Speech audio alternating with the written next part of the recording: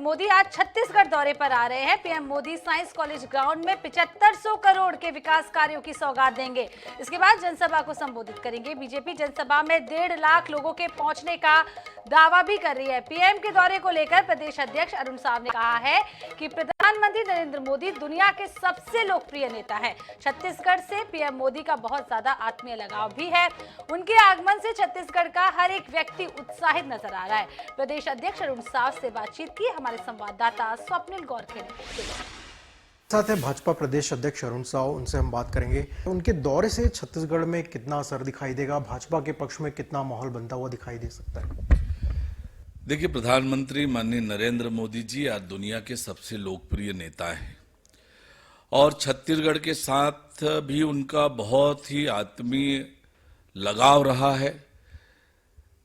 संगठन के कार्यकर्ता के रूप में, पदाधिकारी के रूप में, बाद में गुजरात के मुख्यमंत्री के रूप में और अब देश के प्रधानमंत्री के रूप में लगातार छत्तीसगढ़ उनका आना हुआ है और छत्तीसगढ़ से उनका गहरा लगाव भी है और इसलिए उनका आगमन हम सब के लिए सौभाग्य की बात है। छत्तीसगढ़ में हर एक व्यक्ति उनके आगमन को लेकर उत्साहित है। उनका स्वागत करने, उन्हें देखने, उन्हें सुनने के लिए सब ललायित हैं और निश्चित रूप से जिस प्रकार से उनके आगमन को लेकर पूरे छत्तीसगढ़ में उत्सुकता है और उनका स्वागत भी हम छत्तीसगढ़ी पारंपरिक रूप से करने वाले हैं।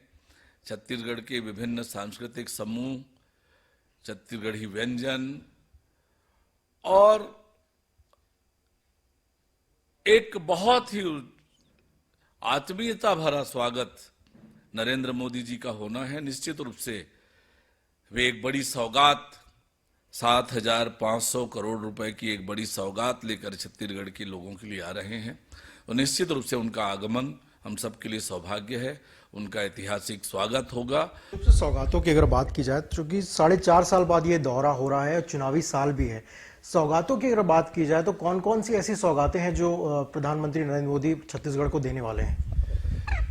देखिए, एक सबसे बड़ा प्रोजेक्ट तो सड़कों का है, नेशनल हाईवेज का, और छत्तीसगढ़ की तरक्की और विकास में बड़ा योगदान इन सड़कों का होने वाला है।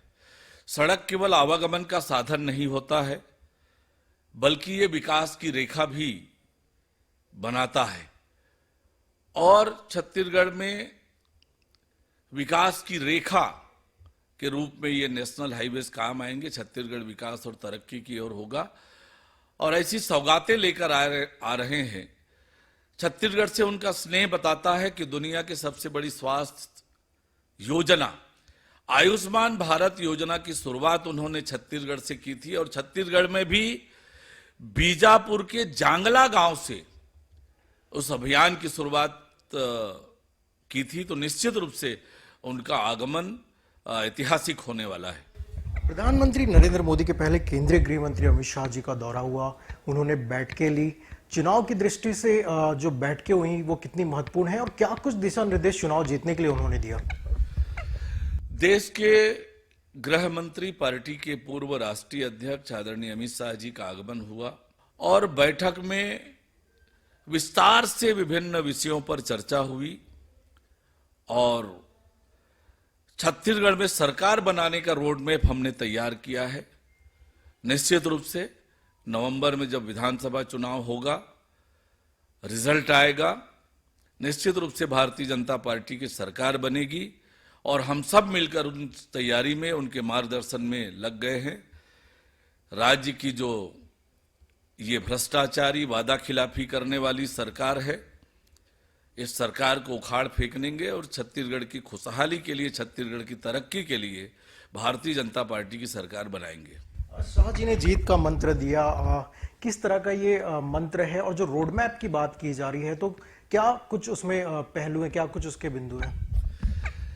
देखिए, चुनाव में जनता के बीच में जाना, जनता के बीच जाकर अपनी बात रखना और चुनाव की एक नीति होती है चुनाव में कैसे जीतना, उसको लेकर किस तरह से बारीकी से काम करना और कैसे जनता का विश्वास जीतना, जनता के बीच जाकर अपनी बातें रखना, ऐसे संगठनात्मक काम और तकनीकी काम चुनाव की दृष्टि से यह महत्वपूर्ण होता है।